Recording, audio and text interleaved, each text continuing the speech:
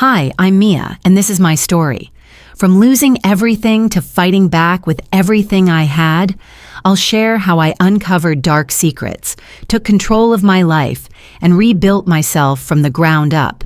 If you've ever felt like you've lost everything, you won't want to miss this.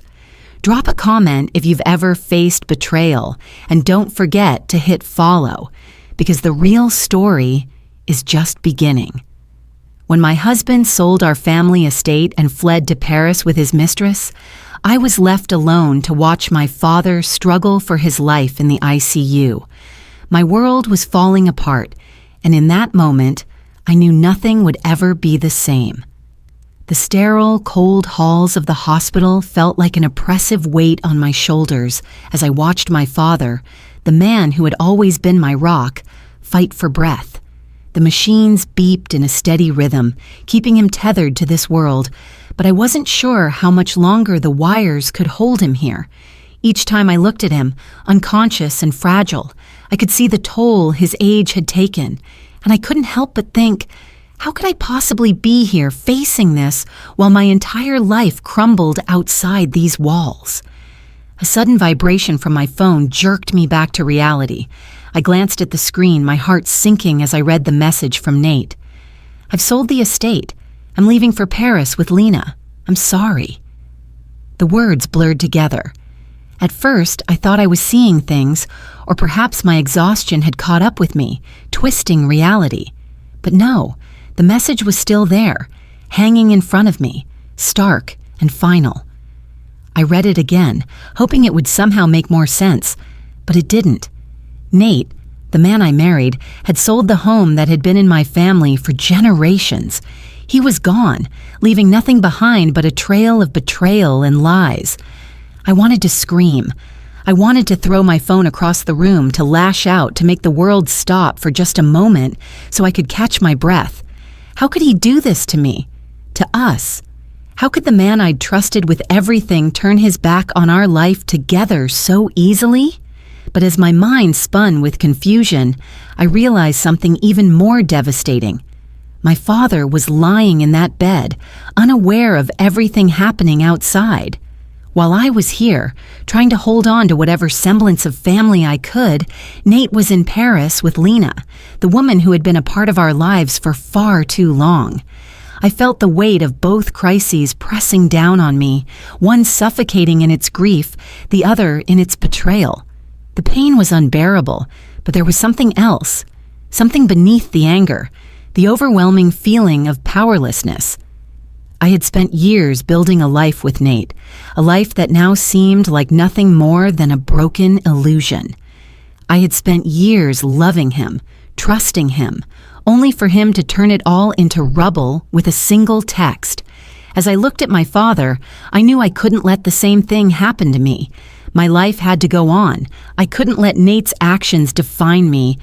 But where did I even begin? How could I pick up the pieces of a shattered marriage while my father's life hung in the balance? A sense of determination rose in me, replacing the haze of disbelief.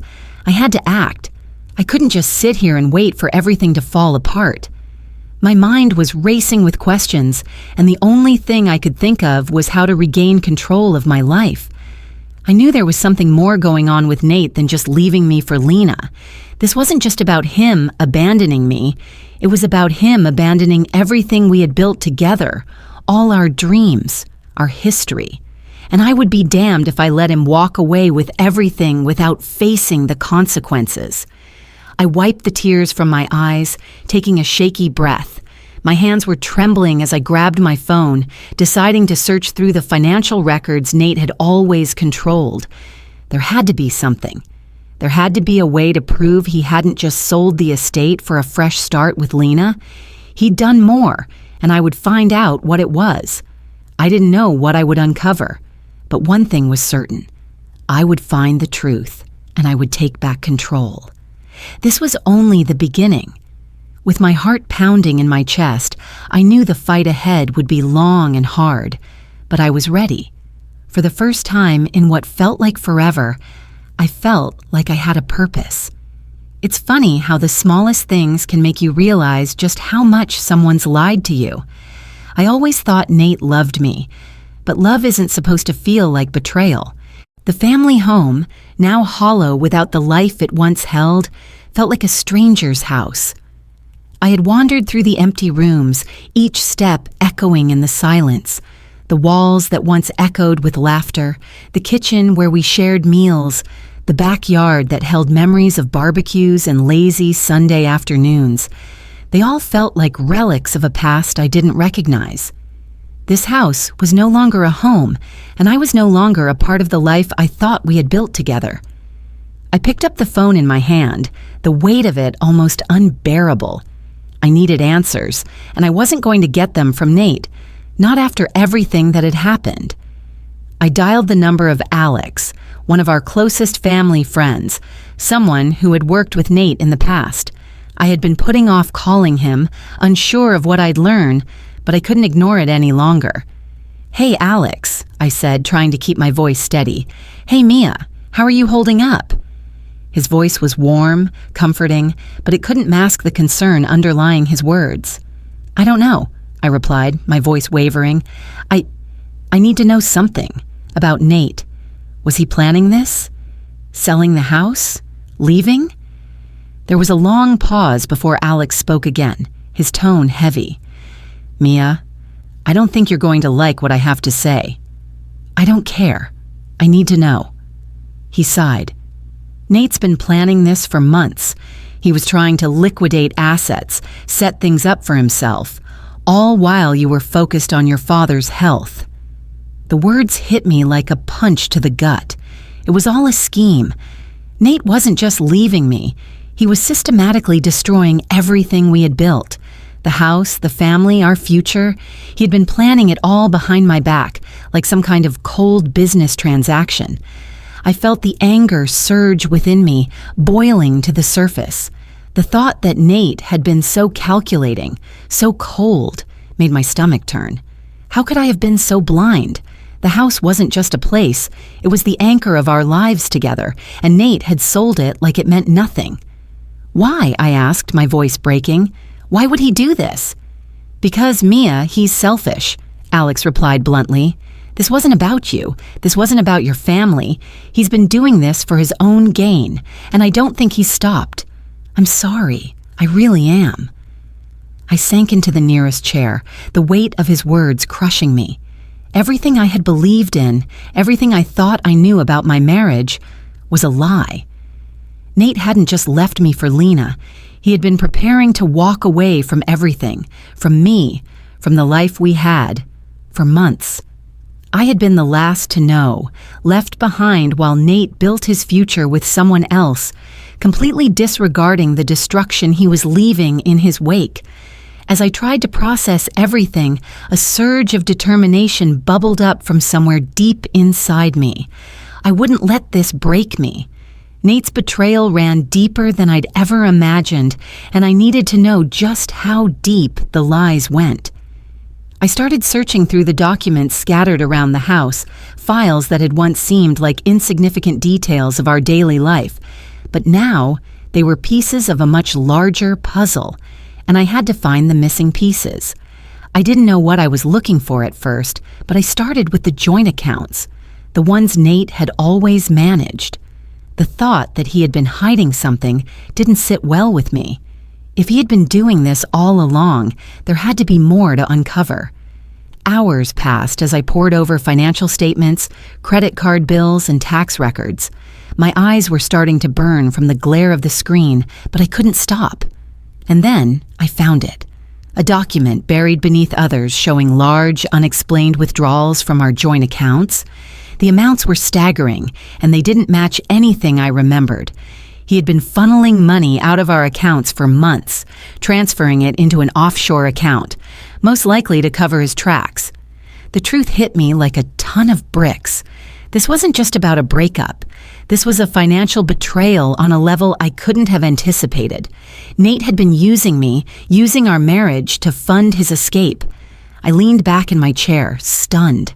I was breathing heavily, my heart racing as I stared at the evidence in front of me. I had been living in a lie for so long, and now the truth was in my hands, staring back at me with cold finality. I didn't know what came next. The anger was still there, bubbling under the surface, but it was no longer just anger. It was resolve. This betrayal, this fraud, it wouldn't define me. It wouldn't take me down. I had no idea how I was going to handle this, but I knew one thing. I wasn't going to let Nate or Lena get away with this. I would fight. I would take control of my life again, and I would make sure Nate faced the consequences of his actions. As I sat there, holding the evidence in my hands, I realized that this was just the beginning. The battle ahead would be fierce, but I was ready for it. I had to be. Confrontation. Some people avoid it. I used to.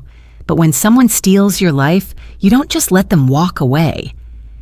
The cafe was elegant, with its floor-to-ceiling windows offering a view of the busy New York streets below. The polished wood tables and sleek decor contrasted sharply with the fury simmering inside me. It was the kind of place where people came to impress, where business deals were made over overpriced coffee, and where I had come to confront the woman who had stolen everything I knew, Lena. I had spent weeks imagining this moment, wondering how I would feel when I finally came face to face with the woman who had been sleeping with my husband for God knows how long.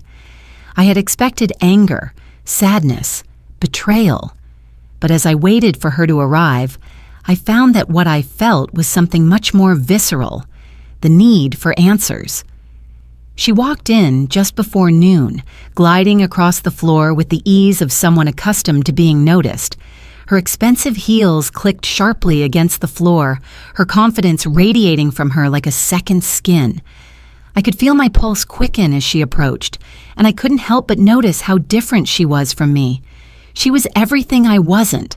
Tall, poised, with flawless skin and an air of superiority. When she reached the table, she smiled as if we were old friends. "Mia," she said, her voice syrupy sweet. "It's so nice to finally meet you." I didn't return the smile. "Sit down, Lena." She raised an eyebrow but did as I asked, slipping into the seat across from me. The air between us felt thick, charged, as if the world was holding its breath. I fought to keep my hands from shaking as I clasped them together tightly on the table. "So," Lena said, swirling her coffee slowly, "what is this about? You wanted to meet me." I leaned in, meeting her gaze. "I want to know why. Why Nate? Why tear apart everything we built? Why leave me to pick up the pieces?" She sipped her coffee casually, her eyes never leaving mine. "You don't need to worry about that, Mia," she said, her tone almost mocking. "Nate and I have been planning this for a long time. I'm sure you've noticed the way things have been for the past few years. He's not happy with you. He never has been." The words hit me harder than I expected. The coldness in her voice, the way she spoke as if it were all just a simple transaction. It felt like she was rubbing salt in the wound. I had suspected it for a long time, but hearing her admit it so easily, so callously, made my blood boil. "You knew about us," she continued, "Nate and I. He told me about everything. Your father's health, the house, all of it. It didn't matter to me, Mia. It was always about him, about us. You were just in the way." A chill ran down my spine. I had spent years building a life with Nate, loving him with all my heart, and now Lena was telling me I was nothing but an obstacle, an inconvenience to the life she and Nate had been planning together. I wanted to scream, to throw something at her, but I stayed still, gripping the edge of the table, forcing myself to stay composed. "I wasn't just in the way, Lena," I said, my voice low but steady. "I was his wife. I had a right to know. I had a right to trust him." Lena's lips curled into a smirk. "Oh, please. Trust? You really think he ever trusted you? He wanted something else. Something more. You were never enough for him, Mia." Her words stung like a slap to the face, but I refused to let her see how much they hurt. I wasn't going to let her win. I wasn't going to let her destroy me. "So what now?" I asked, my voice hardening. "You think you've won? You think you can just take everything from me without any consequences?" Lena shrugged, clearly enjoying the power she held over me. I don't need to take anything from you, Mia. It's already been taken. You can't stop it. You never could. I clenched my fists, fighting the urge to lash out. Every part of me screamed to get up and walk away, but I knew I had to stay in control. I had to be the one who walked out of here with my dignity intact. I'm not going to let you or Nate get away with this, I said, my voice growing stronger with each word. I'll fight for what's mine, no matter what it takes. Lena's smirk faded for a moment, but she quickly masked it with another indifferent glance. You can try, but it won't matter. As she said the words, I realized something. I wasn't the person I was when I walked in here. I wasn't the victim anymore. I wasn't going to let her or Nate tear me down. I was going to take back control of my life, piece by piece. I stood up from the table, my chair scraping loudly against the floor. Lena didn't flinch, didn't even look up as I turned to leave, but I knew, deep down, that I had just made my first move. I had faced Lena, and I had walked away stronger. The fight was far from over, but I was ready. The law isn't just about what's fair, it's about who has the power to make things right. The words echoed in my mind as I walked through the sleek office building in Los Angeles. The air smelled like polished wood and expensive leather, but the sharp scent of anxiety lingered with me. This wasn't a place for comfort, it was a place for battle, and I was here to fight. The elevator doors slid open, revealing a long corridor lined with glass-walled offices. I could see the silhouettes of attorneys deep in conversation, working through the mountain of legal battles they faced. But today, it wasn't their battle I cared about. It was mine. And in this fight, there was no room for weakness. I entered the office of Rachel Stone, a lawyer I had been referred to by a colleague who had once worked with Nate. Rachel was sharp, efficient, and more importantly, she wasn't intimidated by Nate's wealth and influence. She was the one who would help me reclaim what was mine, my home, my dignity, and my future. Mia, Rachel said as she stood to greet me. Her voice was firm and her handshake was stronger than I expected. Let's get started. She motioned toward the leather chair across from her desk, and I sank into it, feeling the weight of everything pressing down on me. This was it. The moment I had been dreading, and yet something inside me felt more resolved than ever before. I stared down at my hands, fidgeting nervously with my sleeve. The exhaustion from visiting my father every day was wearing me thin, and I couldn't help but feel the strain of carrying both burdens. Should I really do this? Could I keep up the fight, knowing that my father's health was worsening, and I wasn't even sure I had the emotional strength for a legal battle? I closed my eyes, trying to shake off the doubt that had been creeping up on me all week. But the longer I sat there, the more overwhelmed I felt. The weight of it all was crushing. What if this fight wasn't worth it? What if my father never recovered, and I was left to deal with the fallout of a broken marriage while trying to manage everything alone? Maybe I should just accept Nate's offer, let it go, and focus on my father. But deep down, I knew I couldn't walk away. The reality of what Nate had done hit me again, sharper this time. I couldn't let him tear everything apart without a fight. I wasn't ready to give up just yet. Rachel pulled up the documents on her computer, and I snapped back to the present. The gravity of what was about to unfold settled over me again. Filing the legal papers was just the beginning. The more I uncovered about Nate's actions, the more I realized that this wasn't just about a love affair, it was about power. He had used me, manipulated me, and betrayed me for his own gain. And now, I had to fight back with everything I had. Rachel handed me a stack of documents, her gaze never wavering. We're going to file for the estate and the financial fraud. We'll need everything. Bank records, property titles, anything that links Nate to the assets he's hiding. This won't be quick, Mia. He'll fight us every step of the way. I nodded, taking the papers. My mind raced. Nate had always been the one with the resources, the connections. He had always been in control, but not anymore. I wasn't going to let him manipulate the situation any longer. I had a voice now, and I was going to use it to reclaim what was mine. The pressure mounted as the days passed. The hospital visits to see my father in the ICU grew more frequent, and the weight of his declining health added to the overwhelming stress of the legal battle. I felt like I was living in two separate worlds, one where my father's life hung in the balance, and another where my marriage was being torn apart in front of a courtroom. Each day felt like a tightrope walk. One wrong move, and everything would come crashing down. And then, the day of the hearing arrived. The courtroom was cold and imposing. The high ceilings and polished wood made me feel like an ant in a vast, unforgiving world. Nate sat on the opposite side of the room, his lawyer beside him, both wearing the same smug expressions that made my blood boil. They thought they were untouchable, that they had the power and resources to bury me, but they didn't know who they were up against. I sat across from Rachel, my hands clenched tightly in my lap.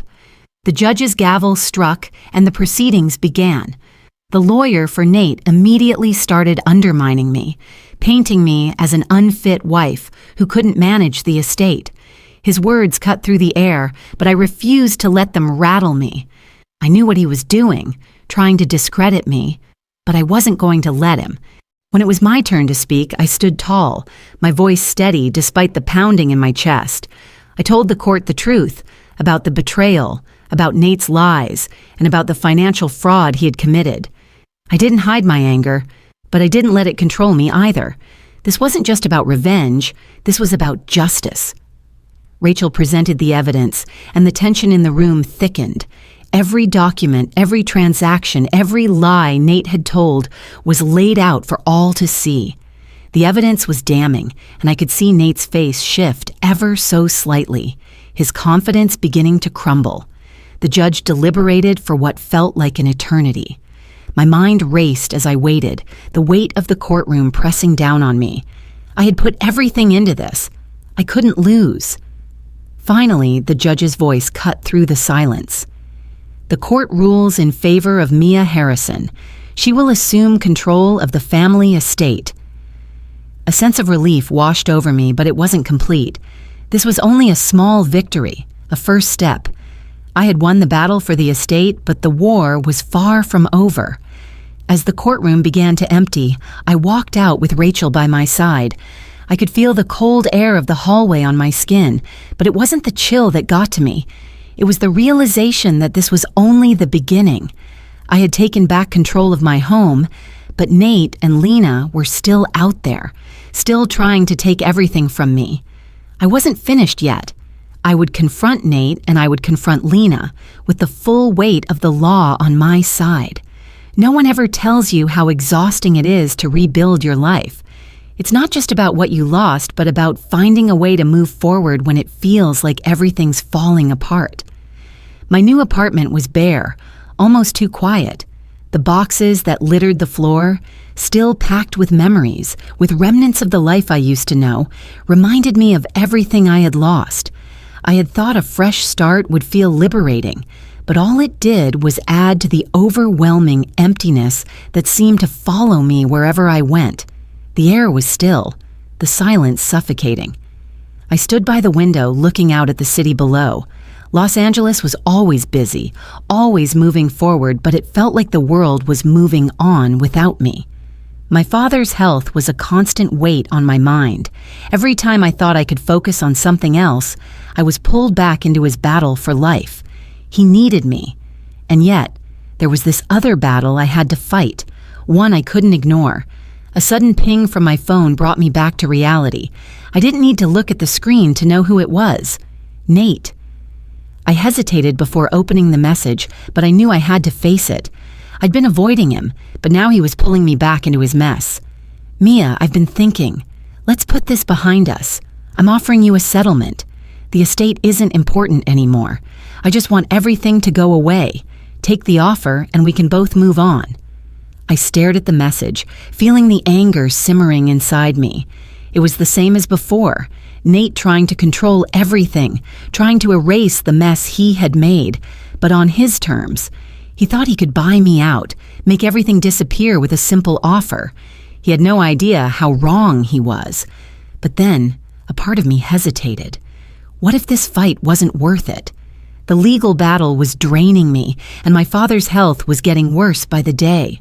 Was I strong enough to keep going, knowing I might lose him before it was over? The idea of taking the settlement, ending it all right then, seemed tempting. I wouldn't have to face the courtroom again.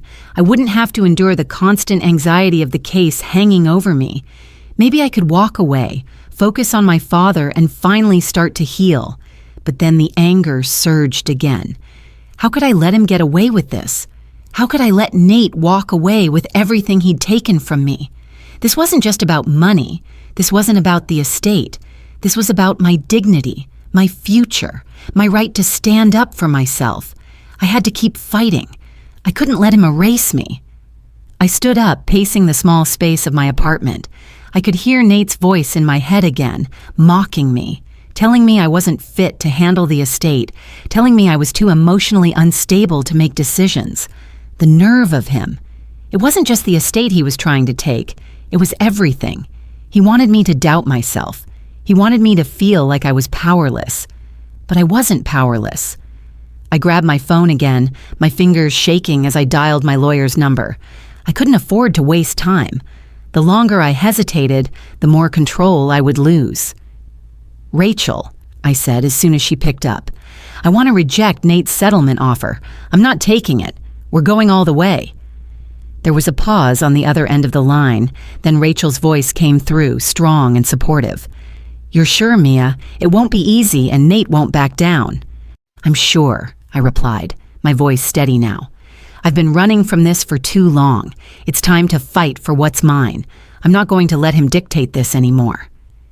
Rachel didn't say anything for a moment, but I could hear the approval in her silence. "All right, we'll start the paperwork. This is it, Mia. It's time to take back control." I hung up and sat back down, a strange sense of calm settling over me. It was like a switch had been flipped. The anger was still there, but it wasn't consuming me anymore. I had made a choice, a real choice. The path ahead wasn't going to be easy. It was going to be grueling, probably the hardest thing I would ever do, but it was mine. It was my decision, my future, and I was going to fight for it. I walked to the window again, looking out at the sprawling city below. Everything was still, just for a moment, before the world continued its endless march forward. But for me, this was the start of something new. The start of me standing up for what I deserved, no longer willing to let the past control my future. I left the apartment that afternoon with a new sense of purpose.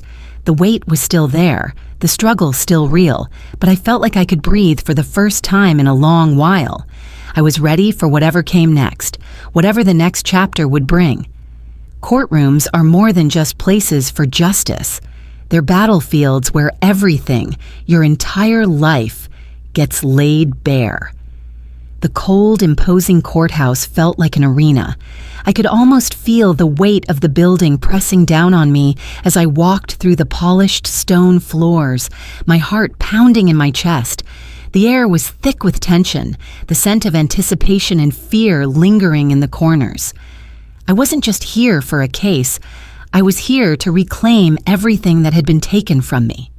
Nate and Lena sat together in the front row, their smug faces a stark contrast to the storm brewing inside me. Nate looked confident, leaning back in his chair like he owned the room. Lena, ever the picture of control, shot me a look, her lips curling into a smile that sent a shiver down my spine. They had spent months preparing for this moment, and yet, as I glanced at them, I didn't feel the fear I expected. I felt resolve.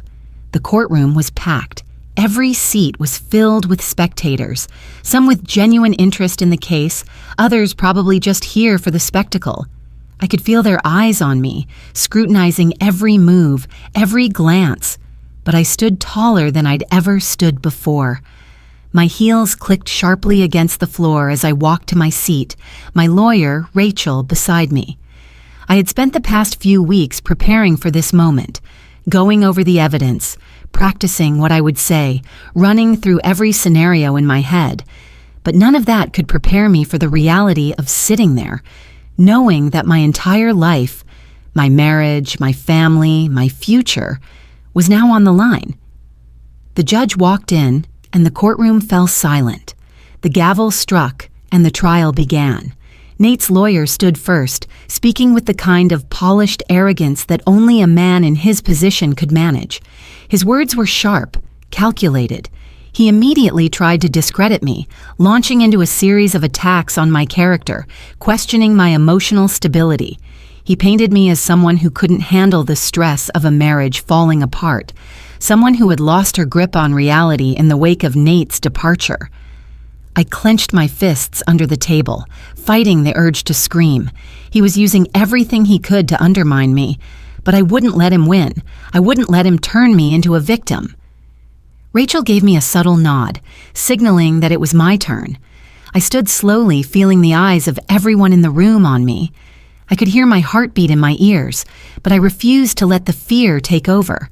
I had come too far to back down now. I looked at the judge, then at Nate and Lena, and I began to speak. The words came easier than I expected.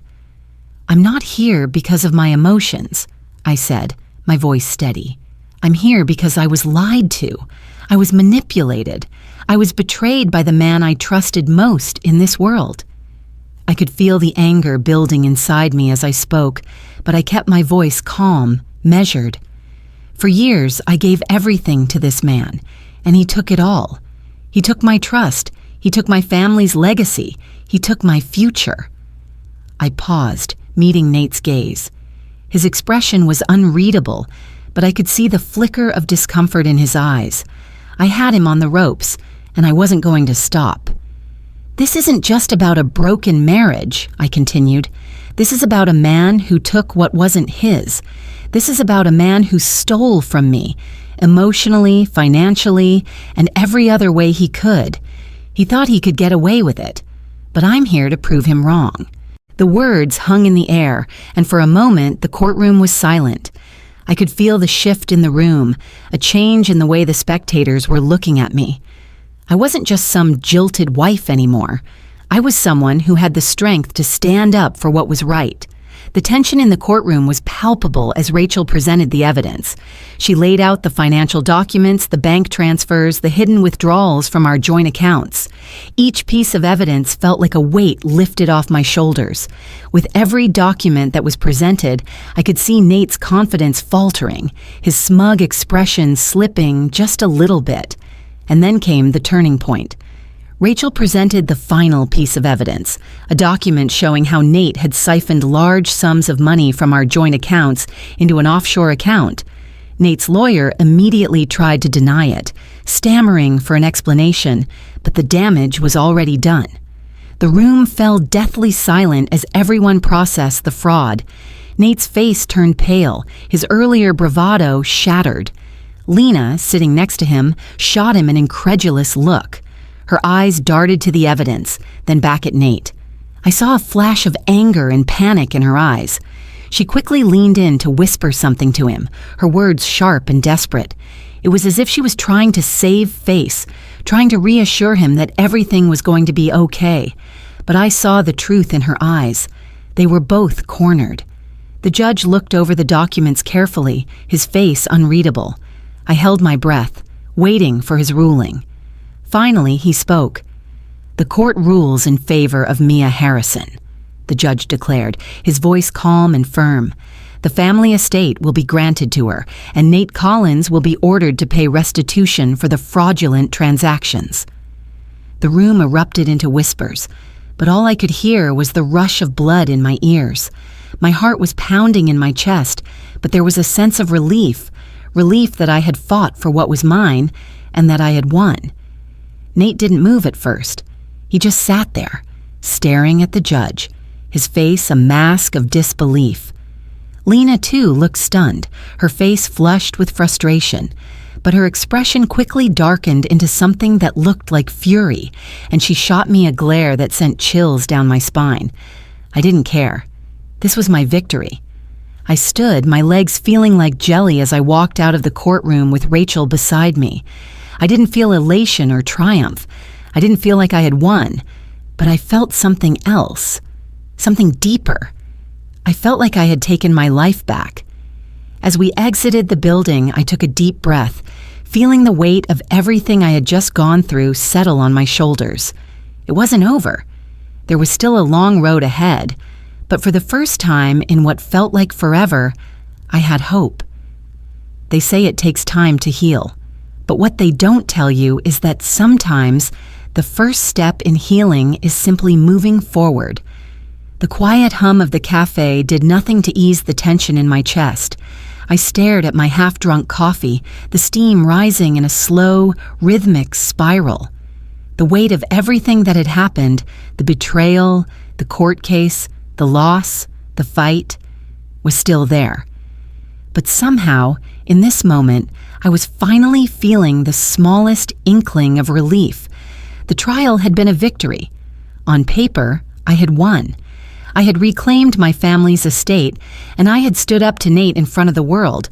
But it wasn't the victory that had me stuck. It was what came after, the space I had to fill with a life I wasn't sure how to live anymore. I thought this moment would be different. I thought that after the court ruling, I would feel free. But instead, I felt empty, like the battle had consumed everything in me, leaving behind only a shell.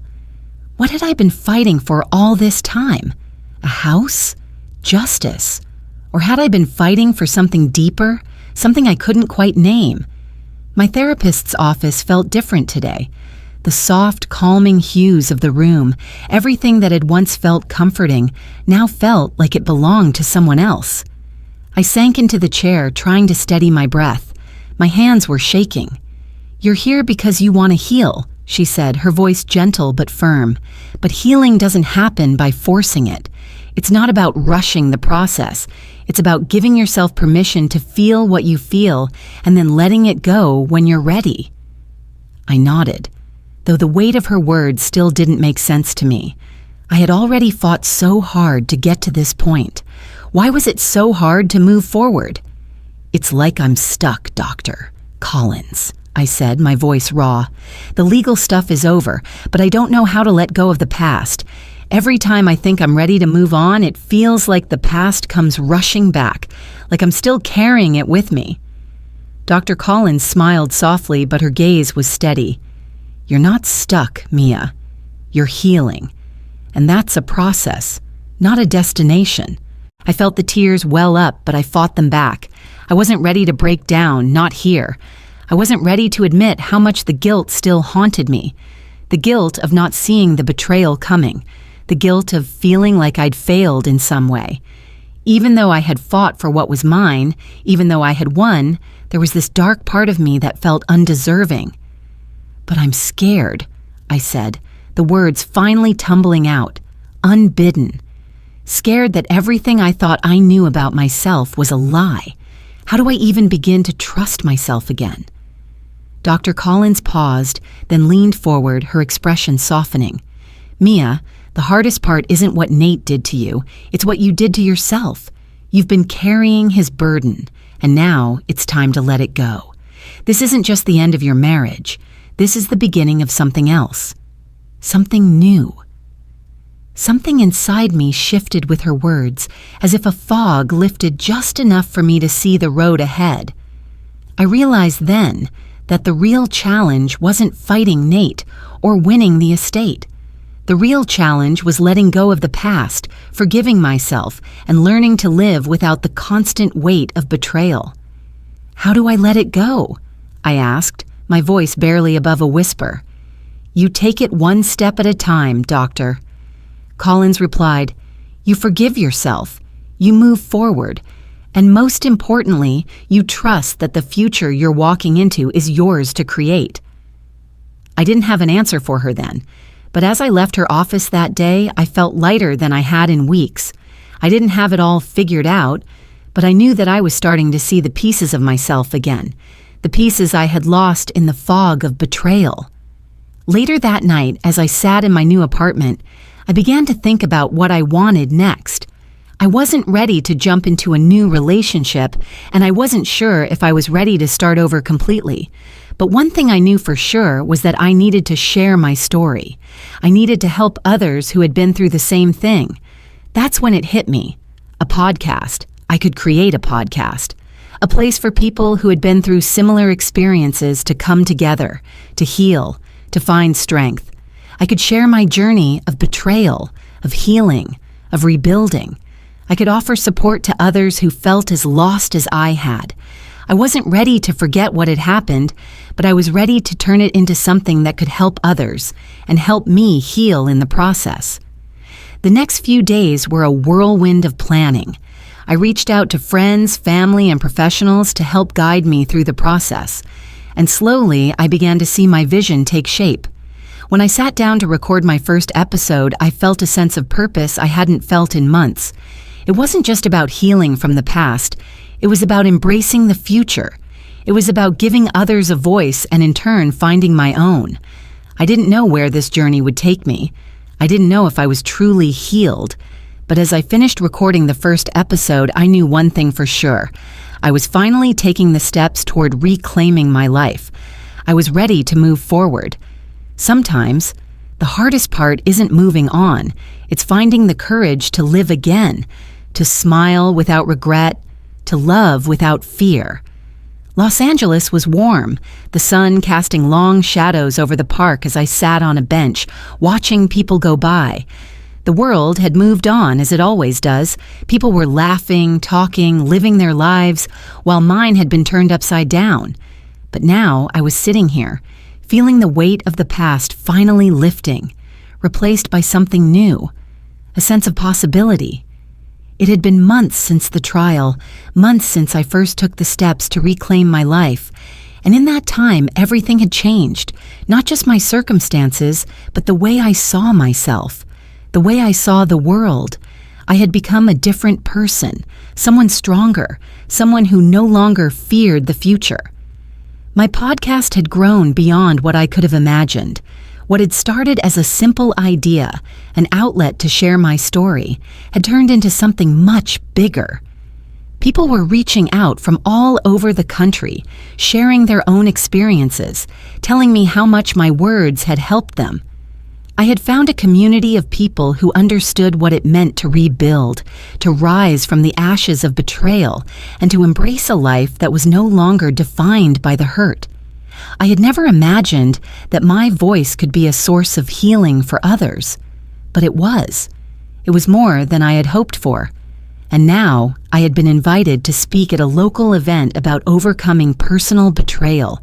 The idea of standing in front of a crowd and telling my story was both terrifying and exhilarating. But I knew this was the moment I had been working toward for months. I arrived at the venue, the nerves in my stomach twisting tighter with every step. The room was buzzing with energy, people chatting excitedly, sharing their stories and offering words of encouragement. I felt a sense of camaraderie in the air, but at the same time, I felt alone, vulnerable. This wasn't a podcast episode. This was real. This was me, standing on a stage, facing the world with nothing to hide. When my name was called, I took a deep breath and walked to the podium, the spotlight shining down on me. The crowd grew quiet, waiting for me to speak. I was shaking, but I forced myself to steady my hands, gripping the edges of the podium for support. The words came slower than I expected, but as I started speaking, I felt the truth of my journey pour out of me. I told them about the betrayal, the heartbreak, the loss of everything I thought I knew. I spoke about the days when I didn't think I could get out of bed, about the moments when I wanted to give up. But then I talked about the rebuilding, the steps I took to heal, the people who helped me, and the strength I discovered within myself. I shared my pain, but I also shared my growth. I spoke about how I had learned to trust again, not just others, but myself. How even when everything seemed to be falling apart, I found a way to put myself back together. The response was overwhelming. People stood up, clapped, some even wiping away tears. It wasn't just my story they were reacting to, it was their own. They saw themselves in me, and I saw them in return. The connection I felt with the audience was unlike anything I had ever experienced. In that moment, I realized that my pain, my journey, wasn't just mine. It was something we all shared. But even as the applause died down and the event came to an end, I knew the past still lingered. The scars I carried, the ones Nate had left on me, were still there, quietly tucked away inside. They didn't define me anymore, but they were a part of me. And I had to accept that. I had to accept that healing wasn't about erasing the past. It was about making peace with it. Later, as I walked outside into the cool Los Angeles evening, I found a quiet spot to sit. The weight of everything I had just shared, everything I had just accomplished, settled into my chest. I had stood in front of a crowd, bared my soul, and walked away stronger. But what struck me most was the realization that while the scars would always remain, they no longer had the power to control me. The future, I realized, was wide open, and it was mine to shape. I smiled to myself, the first genuine smile I had worn in a long time. My journey wasn't over, but it had come full circle. I had reclaimed my life, my dignity, and my voice. And now, I was ready for whatever came next. I walked away from the event with a renewed sense of purpose, thinking about all the possibilities that lay ahead. My podcast, my message. It was only just beginning. There were still so many people to reach, so many stories to share. And for the first time in a long time, I was excited for what was to come. This wasn't just the end of a chapter. It was the beginning of a whole new life. As Mia's journey unfolds, we see her rise from the depths of betrayal to a place of strength and self-discovery. From the moment her world shattered, she fought not only for justice, but for her own sense of worth. The battles she faced in the courtroom were only a fraction of the true struggle she endured, reclaiming her trust, her sense of self, and the courage to move forward. But it wasn't until Mia realized that healing wasn't just about winning back what was lost, but about letting go of the past, that she truly began to rebuild her life. The lesson Mia's story teaches us is simple yet profound. Healing begins with courage. The courage to face the truth, the courage to let go, and the courage to love ourselves again. It's easy to stay stuck in the hurt, to let the pain of betrayal define us. But true strength comes from moving forward, from turning the page on what's behind us and embracing the unknown with open arms. It's not always easy, but it's always worth it. So ask yourself, what's holding you back? Whether you're dealing with personal betrayal, loss, or any kind of setback, remember that you have the power to move forward. You don't have to do it alone. Find your strength, just as Mia did. Reach out to the people who care about you and trust that healing is a process, not a race. You are capable of reclaiming your peace, your power, and your future. If Mia's story resonated with you, I encourage you to share this journey with someone who may need it. Comment below with your thoughts, your own experiences, or what you've learned along the way. And don't forget to hit that follow button so you never miss out on more stories of strength, healing, and hope. Together, we can lift each other up, one story at a time. Thank you for being part of this journey. May the lessons we've shared stay with you, guiding you toward a future filled with courage and love.